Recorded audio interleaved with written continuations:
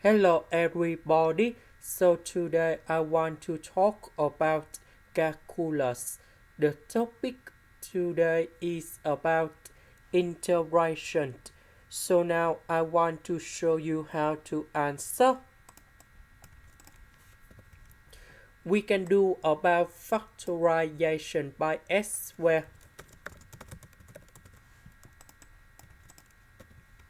So s plus 1, s plus 1, we can do about factorization in here.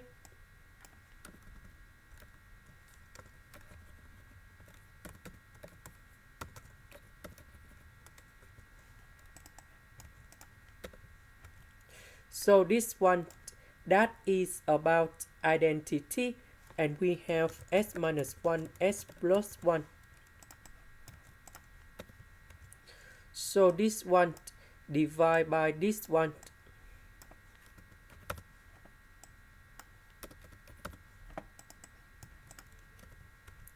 So this one we have s over s squared plus 1, and we have negative number 1 over s squared plus 1. So the integration of this one, we have 1 over 2 ln of the absolute value of s squared plus 1. And the second one, that is about octane of s, and I will put about c. This is the end. Thank you for watching.